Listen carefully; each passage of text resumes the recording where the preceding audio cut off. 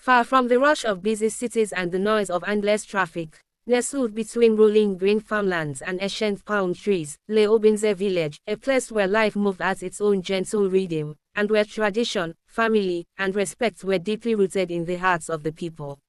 In this village lived a woman whose story would one day be told from one compound to another.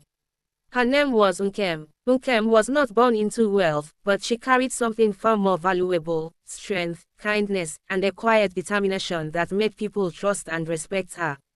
She was married to Emeka, a man known for his hard work and calm nature. He was not the richest man in Obinze, but he was dependable, and he loved his family deeply. Together, they built a life that many admired, not because it was extravagant, but because it was filled with peace. Their compound was simple: a small house with a zinc roof, a cooking hut by the side, and a wide open yard where their children played freely.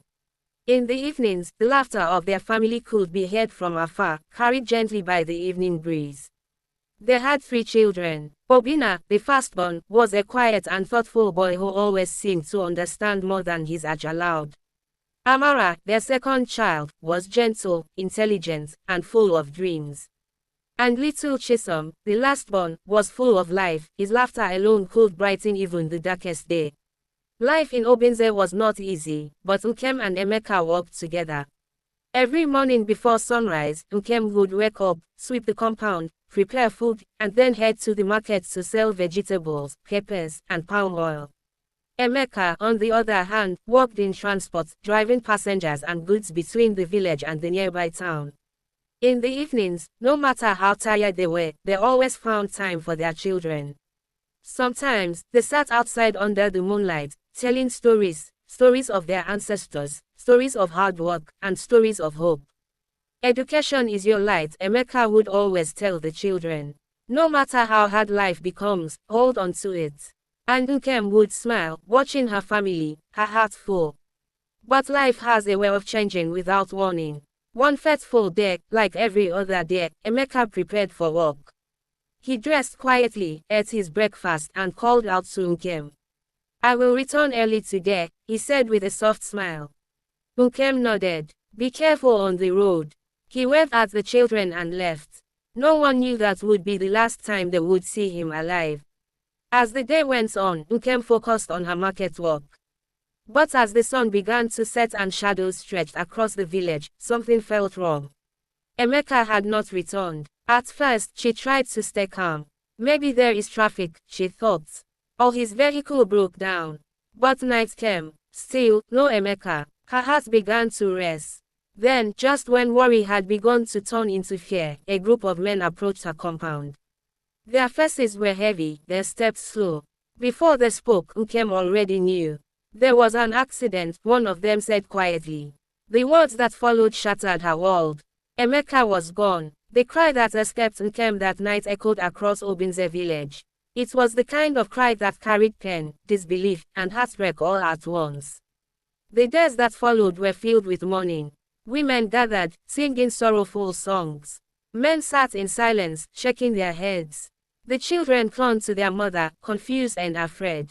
Obinna tried to be strong, but his eyes told a different story. Amara wept quietly, while little Chisom kept asking, "When is Daddy coming back?" There was no answer. The burial was heavy with tradition and grief. As Emeka was laid to rest, it felt as though a part of Nkem had been buried with him. But the real struggle began. After the burial, when the visitors left, when the condolences stopped, when the compound became quiet again, reality settled in like a heavy shadow. Nkem was alone. 3 children, no husband, no steady income. At first it felt impossible. The small money left behind was barely enough. The transport business could not continue. Some relatives who once smiled began to step back. A few even whispered that she might not survive the burden. But Nkem heard those whispers and chose to rise above them. One night, after the children had slept, she sat outside alone. The moon shone just as it always had, but everything felt different. Tears rolled down her cheeks. "Emeka," she whispered, her voice trembling, "I don't know how I will do this, but I will not let your children suffer." That night marked the beginning of a new Nkem.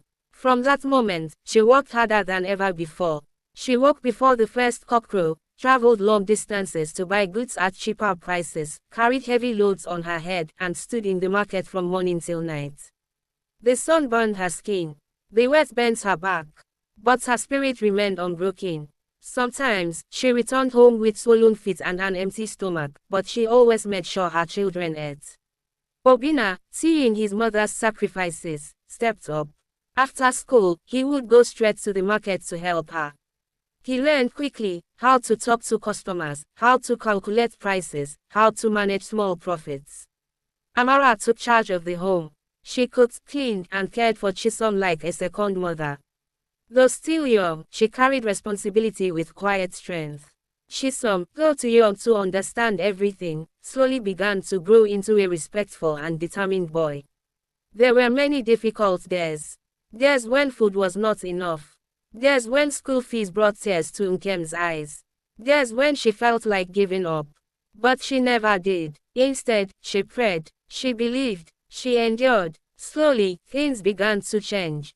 Her small market stall grew. Customers trusted her. Her honesty and hard work set her apart.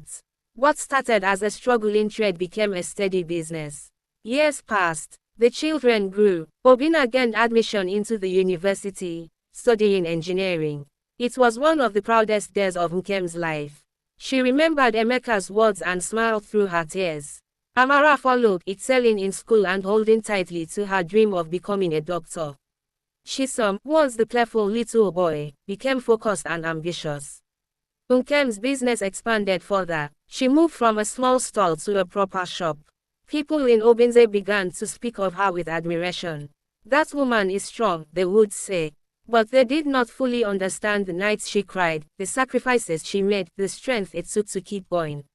One evening, many years later, Nkem sat quietly in her compound, watching the sunset paint the sky in shadows of gold and orange. Her children sat beside her, no longer small, no longer helpless. "Mama," Obinna said softly, "everything we are today is because of you." Amara nodded, her eyes filled with gratitude.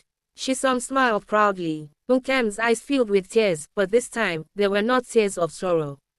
They were tears of victory. She looked up at the sky, just as she had done on that painful night years ago. A gentle smile formed on her lips. "We did it, Emeka," she whispered. And in Obinze village, her story lived on, not just as a tale of loss, but as a powerful reminder that even in the face of deep pain, strength, love, and determination can build a future brighter than anyone imagined.